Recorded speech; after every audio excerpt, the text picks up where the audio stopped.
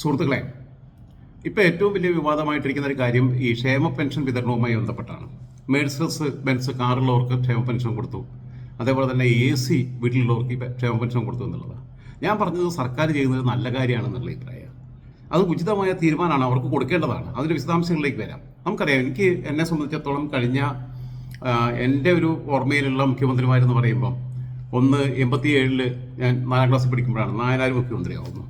അതിനുശേഷം 91 കരുണാകരൻ മുഖ്യമന്ത്രിയാവുന്നു, 95 ആന്റണി മുഖ്യമന്ത്രിയാവുന്നു, 96 വീണ്ടും നായനാർ മുഖ്യമന്ത്രിയാവുന്നു, 2001 പിന്നെ ആന്റണി വീണ്ടും മുഖ്യമന്ത്രിയാവുന്നു, 2004 ഉമ്മൻചാണ്ടി മുഖ്യമന്ത്രിയാവുന്നു, 2006 VS അച്യുതാനന്ദൻ മുഖ്യമന്ത്രിയാവുന്നു, 2011 വീണ്ടും ഉമ്മൻചാണ്ടി മുഖ്യമന്ത്രിയാവുന്നു, 2016 പിണറായി വിജയൻ മുഖ്യമന്ത്രിയാവുന്നു, 2021 തുടർഭരണം കിട്ടുന്നു.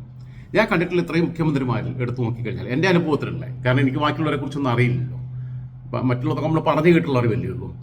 അപ്പം ഇത്രയും കാലത്തെ നിരീക്ഷണത്തിൽ ഏറ്റവും മനുഷ്യസ്നേഹി എന്നുള്ളതല്ല, സഹജീവികളോട് കരുണയുള്ള, നമ്മൾ സാഹിത്യത്തിൽ നമ്മളങ്ങനെ കാണുമ്പം നമ്മൾ കണ്ടിട്ടുള്ള മനുഷ്യരിൽ ഏറ്റവും സഹജീവികളോട് കരുണയുള്ള ഒരാൾ വൈക്കം മുഹമ്മദ് ബഷീറായിരുന്നു.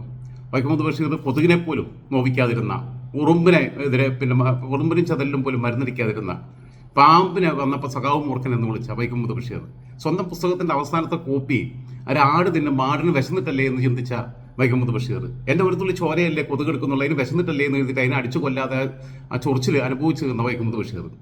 ആ വൈക്കം മുഹമ്മദ് ബഷീറിനേക്കാളും ശ്രേഷ്ഠനായ ഒരു വ്യക്തിയാണ് പിണറായി വിജയൻ എന്ന് പറയാതിരിക്കാൻ കഴിയില്ല. കാരണം നമ്മൾ കോവിഡ് കാലഘട്ടത്തിൽ കണ്ടതാണ്. കോവിഡ് കാലഘട്ടത്തിൽ അദ്ദേഹം ഈ തെരുവ് പട്ടിക്ക് ഭക്ഷണം കൊടുക്കണം, കാക്കയ്ക്കും പൂച്ചയ്ക്കും വെള്ളം കൊടുക്കണം, എല്ലാവരും എല്ലാ കാര്യങ്ങളും ചെയ്യണം എന്നൊക്കെ പറഞ്ഞ സാരോപദേശമായിരുന്നു.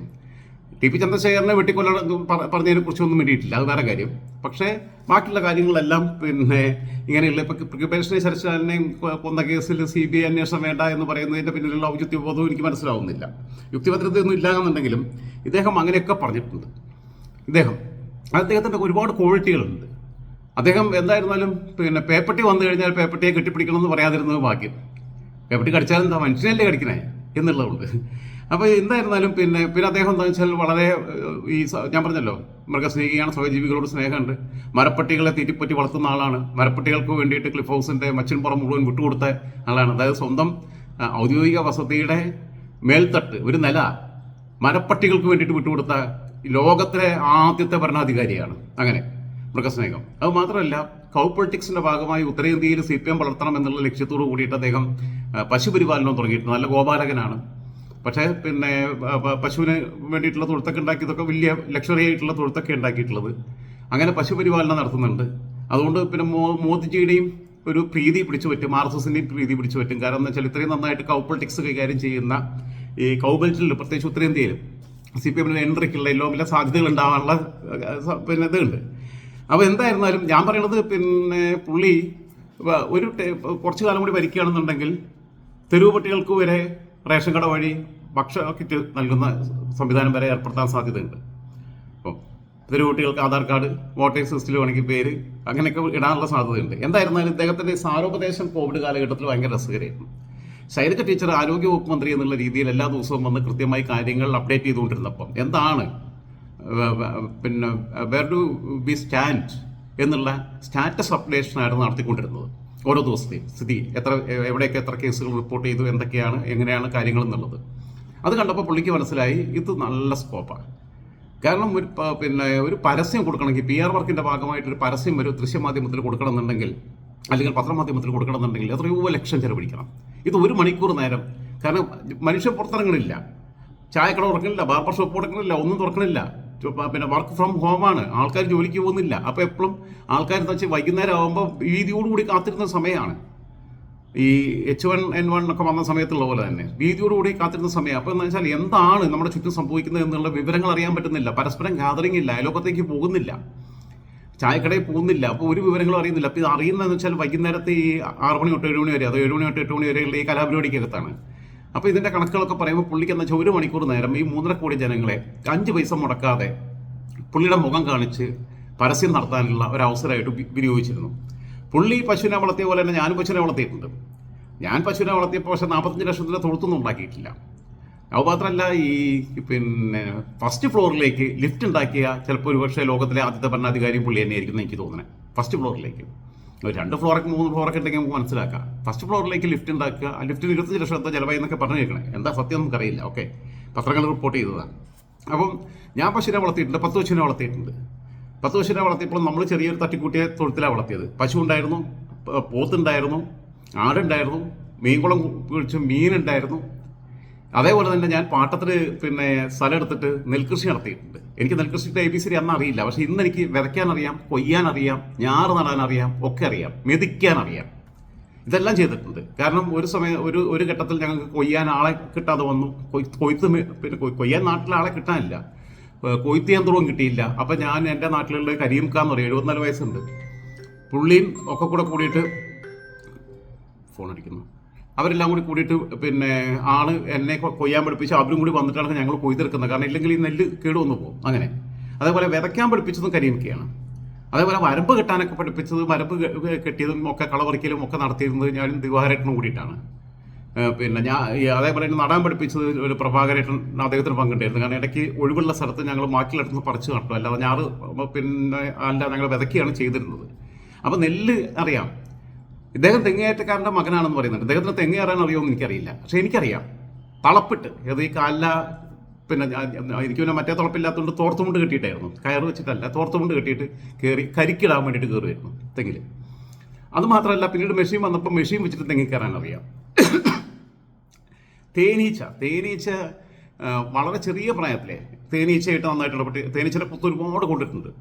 തേനീച്ചയുടെ കുത്തു കൊണ്ടുക എന്ന് പറഞ്ഞു കഴിഞ്ഞാൽ ഞാൻ പിന്നീട് തേനീച്ച കൃഷി ഔദ്യോഗികമായിട്ട് നടത്തി. ഞാൻ ഈ 2016 ലാസ്റ്റ് തൊട്ട് 2020 വരെയുള്ള കാലഘട്ടത്തിലാണ് ഞാൻ ഈ നെൽകൃഷിയും അതേപോലെ തന്നെ ബാക്കിയുള്ള പച്ചക്കറി കൃഷിയും. വീട്ടിലേക്ക് പച്ചമുളക് പൈസ കൊടുത്ത് മേടിക്കാറുണ്ടായിരുന്നില്ല, മൊത്തം കാന്താരി ആയിരുന്നു എല്ലായ്പ്പോഴും. കാന്താരി മറ്റുള്ളവർക്ക് കൂടി സപ്ലൈ ചെയ്യായിരുന്നു. ബാക്കിയുള്ള പച്ചക്കറികൾ പിന്നെ വഴുതന, വെണ്ട, പയറ്, ഇതെല്ലാം ഉണ്ടാക്കിയിട്ടുള്ളത്, പിന്നെ തക്കാളി, ഇതെല്ലാം ഉണ്ടാക്കിയിട്ടുള്ളത് ഞാൻ ഒറ്റയ്ക്ക് തന്നെ, ഒരു കൂലിക്കൊരാളെ വിളിക്കാതെ ഞാൻ ഒറ്റയ്ക്ക് പിന്നെ തൂമ്പ എടുത്ത് കളിച്ചുണ്ടാക്കിയിട്ടാണ് ഇതെല്ലാം ചെയ്തിരുന്നത്. ഞാൻ പറഞ്ഞല്ലോ, ഇദ്ദേഹത്തിന് തെങ്ങ് കയറാൻ പോലും അറിയുമെന്ന് എനിക്കറിയില്ല എന്തായിരുന്നാലും. അപ്പം ഞാൻ തേനീച്ചയുടെ കാര്യം പറയുകയാണെന്നുണ്ടെങ്കിൽ, തേനീച്ചരെ ചിലപ്പോൾ ഞാൻ പിന്നെ അന്ന് 16 പെട്ടിയോ മറ്റോ ഉണ്ടായിരുന്നു, 16 പെട്ടി. യെസ്, 2017 ഞാനത് പിന്നെ കൊണ്ടിരുന്നത്. ഇത് ഈ പിരിക്കുക എന്നൊക്കെ പറയും. അതിൻ്റെ ബ്രീഡിംഗ് സീസണിൽ ഒരു പെട്ടിക്കകത്തുള്ള പിന്നെ 2 റാണീസിൽ എടുത്തിട്ട് വേറൊരു പെട്ടിയിലേക്ക് കൂടി മാറ്റിയിട്ട് 2 പെട്ടിയാക്കിയിട്ട് വികസിപ്പിക്കുന്ന പരിപാടിയാണ്. അത് ചെയ്യുമ്പോഴും ഒക്കെ ചിലപ്പോൾ സ്മോക്കർ ഇല്ലാതെ പുകയടിച്ചിട്ടാണ് ചെയ്യുക. ചിലപ്പോൾ ഞാൻ ചില സമയത്ത് സ്മോക്കർ ഇല്ലെങ്കിൽ ചിലപ്പോൾ ഇത് മെല്ലെ പെട്ടിയും തുറന്ന് നോക്കും, മെല്ലെ ഊതും, ചിലപ്പോൾ 2 കുത്തൊക്കെ കിട്ടും. എന്നാലും അതിനെ മെല്ലെ ശ്രദ്ധിച്ച് പരിപാലിച്ച് അങ്ങനെ കൊണ്ടുനടന്നിരുന്നു. അപ്പോൾ ഇതെല്ലാം ഈ പരിപാടികളെല്ലാം നമുക്കറിയാം. നമ്മൾ വലിയ മഹാനാണെന്നുള്ളതല്ല, നമ്മളെക്കാൾ ഇതൊക്കെ അറിയുന്ന ആൾക്കാർ ഇഷ്ടം പോലെയുണ്ട്. പശുവിനെ കുളിപ്പിക്കും, ചാണകം കോരും, ചാണകം കൊണ്ട് ഈ പുൽകൃഷി, പോടാ പുല്ല എന്നൊക്കെ പറയുന്നത് ഈ പിന്നെ പോലീസ് ഞങ്ങൾക്ക് പുല്ലാണെന്നൊക്കെയുള്ള മുദ്രാവാക്യം കേൾക്കുമ്പോൾ എനിക്ക് ചിരി വരും. പുല്ലെന്ന് പറഞ്ഞു കഴിഞ്ഞാൽ വളരെ വാല്യബിൾ ആയിട്ടുള്ള സാധനമാണ്. അത് ഈ കന്നുകാലി വളർത്തൽ നടത്തുന്ന ആൾക്കാർ അറിയുള്ളൂ. അങ്ങനെ പുല്ലിൻ്റെ അവസ്ഥ എന്ന് പറഞ്ഞാൽ ഞങ്ങളുടെ നാട്ടിൽ ഈ നിലമ്പൂർ പ്രദേശത്തൊക്കെ, എനിക്ക് തോന്നുന്നു മലപ്പുറം ജില്ലയിൽ തന്നെ, ഈ CO3 എന്ന് പറയുന്ന പുല്ലുണ്ടായിരുന്നു. കോയമ്പത്തൂർ പിന്നെ കാർഷിക സർവകലാശാല വികസിപ്പിച്ചെടുത്തിട്ടുള്ള ഹൈബ്രിഡ് ഇനം പുല്ലാണ്. പക്ഷെ ഞാൻ അതിൻ്റെ CO4 CO5 ഞങ്ങളുടെ നാട്ടിൽ ആദ്യം കൊണ്ടുവന്നത് ഞാനാണ്. അതിൻ്റെ തണ്ട് ചോദിച്ച കർഷകർക്കൊന്ന് ഞാൻ പൈസ കൊടുത്ത് ധോണിയിലെ ഫാമിൽ പോയിട്ട് മലമ്പുഴയിൽ പോയിട്ട് അവിടെ നിന്ന് മേടിച്ചു കൊണ്ടുവന്നതാണ്. എന്നിട്ട് ഞാൻ കുടിച്ചിട്ടുണ്ടാക്കിയെങ്കിലും പിന്നെ സാധാരണക്കാരായ കർഷകർ ചോദിക്കുമ്പോൾ അവരെ പൈസ എത്രയാണെന്ന് ചോദിക്കുമ്പോൾ പൈസ ഒന്നും വേണ്ട. കാരണം അവിടെ നിന്ന് ഞാനൊരു ഈ പിന്നെ 2 റിങ്ങുള്ള തണ്ടിന് 1 രൂപ വെച്ച് കൊടുത്തിട്ടാണ് ഈ മേടിച്ചുകൊണ്ട് വന്നത്. 10,000 രൂപയുടെ പുൽത്തണ്ടാണ് കൊണ്ടുവന്നത്. പക്ഷെ ഞാൻ കുടിച്ചിട്ടുണ്ടാക്കിയപ്പോൾ ഞാൻ എന്നോട് ചോദിച്ചവർക്കൊക്കെ ഞാൻ കൊടുത്തിട്ടുണ്ട്. കാരണം സാധാരണക്കാരാണ്, ഒരു പശുവിനും 2 പശുവിനെയും കൊണ്ട് അതിനെ കറന്ന് ജീവിക്കുന്നവരാണ്. അപ്പോൾ ഇദ്ദേഹമൊക്കെ ആണെന്നുണ്ടെങ്കിൽ അതിനെ വിറ്റ് അതിന് മാസപ്പടി മേടിക്കായിരുന്നു വേണമെങ്കിൽ. അപ്പോൾ എന്തായിരുന്നാലും കോവിഡ് കാലത്ത് സാരോപദേശമൊക്കെ നടത്തിയത് അദ്ദേഹം പ്രാവർത്തികമാക്കിയെന്ന് വേണം കാണാൻ. കാരണം ഇപ്പോൾ ഈ ഞാൻ പറഞ്ഞല്ലോ, ക്ഷേമ പെൻഷനുകൾ നൽകിയതിനകത്ത് വളരെ മാതൃകാപരമായ പ്രവർത്തനമാണ് സംസ്ഥാന സർക്കാർ നടത്തിയിട്ടുള്ളത്. ഇപ്പോൾ കോട്ടക്കൽ മുനിസിപ്പാലിറ്റിയുടെ പരിധിയിൽ ഉൾപ്പെടെ കേരളത്തിൽ എവിടെയൊക്കെ ഉണ്ടെന്നുള്ള അറിയില്ല, കോട്ടക്കലിൻ്റെ പുറത്തേക്ക് വന്നത് മെഴ്സിഡസ് ബെൻസ് കാറുള്ള ആളുകൾക്ക് ക്ഷേമ പെൻഷൻ 1,800 രൂപ, AC ഉള്ള വീട്ടിലുള്ളവർക്ക് ക്ഷേമ പെൻഷൻ 1,800 രൂപ. അതിനെന്തിനാണ് വിമർശിക്കണേ? അവർക്കല്ലേ വേണ്ടേ? നിങ്ങൾ ആലോചിച്ച് നോക്ക്. സാധാരണക്കാരനാണെങ്കിൽ മാക്സിമം പോയ സൈക്ലോ സ്കൂട്ടി ഉണ്ടാവും, ഇതേ ഉണ്ടാവുകയുള്ളൂ. ഇതിന് എണ്ണ അടിക്കാന്ന് പറഞ്ഞാൽ അധികം ചിലവൊന്നുമില്ല. മെഴ്സിഡസ് ബെൻസ് എന്നൊക്കെ പറഞ്ഞു കഴിഞ്ഞാൽ, അല്ലെങ്കിൽ ഈ 50 ലക്ഷത്തിന് മേലെയുള്ള ബാക്കിയുള്ള കാറുകൾ എന്നൊക്കെ പറഞ്ഞു കഴിഞ്ഞാൽ അതിന് മൈലേജ് കുറവാണ്. അതിന് എണ്ണ അടിക്കണമെങ്കിൽ എത്ര പൈസ വേണം? സാധാരണക്കാരൻ്റെ വീട്ടിലെന്ന് പറഞ്ഞു കഴിഞ്ഞാൽ പിന്നെ ഒരു മോട്ടർ ഉണ്ടാവും ഇന്നത്തെ കാലത്ത്, ചിലപ്പോൾ ഒരു മിക്സി ഉണ്ടാവും.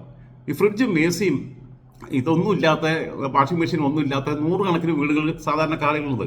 അവർക്ക് എന്തിനാ പെൻഷൻ കൊടുക്കണേ? അവർക്ക് കറണ്ട് ചാർജ് കുറവല്ലേ? അവർക്ക് കറണ്ടിന് വലിയ ചാർജ് വരുന്നില്ലല്ലോ. മറ്റവർക്ക് ആയിരക്കണക്കിന് രൂപ കറണ്ട് ചാർജ് വരില്ല, AC എല്ലാം കൂടി വർക്ക് ചെയ്യുമ്പോൾ. ഇപ്പോൾ ഈ എക്യുപ്മെന്റ്സ് എല്ലാം കൂടി വർക്ക് ചെയ്യുമ്പോൾ അങ്ങനെ ആലോചിച്ച് നോക്ക്. ചിലപ്പോൾ ട്രെഡ്മിൽ ഉണ്ടാവും, ഒക്കെ ഉണ്ടാവും, വീട്ടിൽ തന്നെ ജിംനേഷ്യം ഉണ്ടാവും. അവർക്കാണ് പൈസ കൊടുക്കണ്ടേ. മറ്റവർക്ക് ഞാൻ പറയുന്നത് 1500 കൊടുക്കണ്ടേ, 500 300 രൂപ വെച്ച് മാത്രം ആക്കുക സാധാരണക്കാർക്ക്, പാവങ്ങൾക്ക്. ഈ പിന്നെ ഈ മെഴ്സിഡസ് ബെൻസ് കാറുള്ളവർക്കും ബാക്കിയുള്ളവർക്കും ഒരു മാസം ചെലവിന് എത്ര രൂപ വേണം? അപ്പോൾ അവർക്കാണ് ഈ 1500 എന്നുള്ളത് വർദ്ധിപ്പിച്ചു കൊടുക്കണം എന്നുള്ള അഭിപ്രായക്കാരനാണ് ഞാൻ. മാതൃകാപരമായ തീരുമാനമാണ്. ഇദ്ദേഹം എല്ലാവരെയും കൂട്ടിപ്പിടിച്ച് പോകുന്ന ആളാണ്. എന്തായിരുന്നാലും ബാലഗോപാൽ നല്ലൊരു രാഷ്ട്രീയ നേതാവായിട്ടൊക്കെ പണ്ടൊക്കെ എനിക്ക് തോന്നിയിരുന്നു. SFIയുടെ അഖിലേന്ത്യാ പ്രസിഡന്റ്, DYFIയുടെ അഖിലേന്ത്യാ പ്രസിഡന്റൊക്കെ ആയി വന്നപ്പോൾ കുറച്ച് വിവരമൊക്കെ ഉണ്ടെന്നാണ് എഴുതിയിരുന്നത്. പക്ഷേ എനിക്കറിയില്ല ഇവരെ കൂടെ കൂടിയിട്ട് മന്ത്രിസഭയിൽ കൂടിയിട്ട് ഇങ്ങനെ ആയിപ്പോയതാണോ എന്നുള്ളത്. ബാലഗോപാലിൻ്റെ ഒരു ജ്യേഷ്ഠൻ നമ്മുടെ പിന്നെ പെരുന്നാപ്പോപ്പിൻ്റെ NSSന്റെ താലൂക്ക് യൂണിയൻ പ്രസിഡന്റായിരുന്നു. ബാലഗോപാലിൻ്റെ മറ്റൊരു ജ്യേഷ്ഠൻ സാമ്പത്തിക വിദഗ്ധനാണ്. അദ്ദേഹം VS അച്യുതാനന്ദൻ്റെ കൂടെ ആ ടീമിലുണ്ടായിരുന്നു. KM ഷാജഹാൻ ഒക്കെ എന്നോട് പറഞ്ഞിട്ടുള്ളതാണ് ആ കാര്യം. KM ഷാജഹാനൊക്കെയുള്ള ടീമിനകത്ത് ബാലഗോപാലിൻ്റെ വേറെ ജ്യേഷ്ഠൻ ഉണ്ടായിരുന്നു. പക്ഷേ ബാലഗോപാൽ ഐഷാപ്പറ്റി 40,000 ചില്ലാനും വോട്ടിന് ജയിച്ച സ്ഥലത്ത് ബാലഗോപാൽ 2021 തെരഞ്ഞെടുപ്പിൽ ലോക്സഭാ തെരഞ്ഞെടുപ്പിൽ മത്സരിച്ച് കൊല്ലത്ത് തോറ്റുപോയി 2019. 2021 കൊട്ടാരക്കരയിൽ നിന്ന് മത്സരിക്കുമ്പോൾ അദ്ദേഹം പിന്നെ വിജയിച്ചത് കേവലം 10,000 വോട്ടുകൾക്കാണ്. CPMന്റെ വോട്ടുകൾ മാറി എന്നുള്ളത്. അതും എതിർ സ്ഥാനാർത്ഥി വളരെ പിന്നെ ദുർബലയായ ഒരു സ്ഥാനാർത്ഥി രശ്മി എന്ന് പറയുന്ന കൊടിക്കുന്നിൽ സുരേഷ് സ്പോൺസർ ചെയ്ത, കൊടിക്കുന്നിൽ സുരേഷ് ആ സീറ്റ് കൊടിക്കുന്നിൽ സുരേഷിന്റെ ഗ്രൂപ്പിന് വേണ്ടപ്പെട്ട ആൾക്കാർ കൊടുക്കണം എന്ന് പറഞ്ഞിട്ട് അങ്ങനെ രശ്മിയെ പിടിച്ചു നിർത്തിയിട്ടാണ് ആ സീറ്റിൽ ബാലഗോപാൽ ഈ 10,000 വോട്ടിന് ജയിക്കുന്നത്. അതേസമയം അവിടെ വല്ല PC വിശ്വനാഥോ ആരെങ്കിലും ഒക്കെ മത്സരിച്ചിരുന്നെങ്കിൽ ബാലഗോപാൽ തോറ്റു പോകുമായിരുന്നു എന്നുള്ളതാണ് സത്യം. ബാലഗോപാൽ എന്താ ഇപ്പോൾ ചെയ്യണമെന്നുള്ളത് എനിക്ക് മനസ്സിലാവണില്ല. എന്തായിരുന്നാലും ഇതൊരു നല്ല കാര്യമാണ്. ഞാൻ പറഞ്ഞല്ലോ, ഏറ്റവും കൂടുതൽ സാമ്പത്തികമായി പിന്നെ ജീവിതത്തിൻ്റെ രണ്ടറ്റവും കൂട്ടിമുട്ടിക്കാൻ പ്രയാസപ്പെടുന്ന, വണ്ടിക്ക് എണ്ണയടിക്കാൻ ബുദ്ധിമുട്ടുന്ന, AC-യുടെ കറണ്ട് ബില്ലടയ്ക്കാൻ ബുദ്ധിമുട്ടുന്ന ആളുകൾക്കാണ് ക്ഷേമ പെൻഷൻ നൽകേണ്ടത്. AC ഇല്ലാത്തവർക്കും ഈ ലക്ഷറി കാറുകളില്ലാത്തവർക്കും ടെൻഷനേ കൊടുക്കരുത് എന്നുള്ള അഭിപ്രായം പങ്കുവെച്ചുകൊണ്ട് തൽക്കാലം അവസാനിപ്പിക്കുന്നു.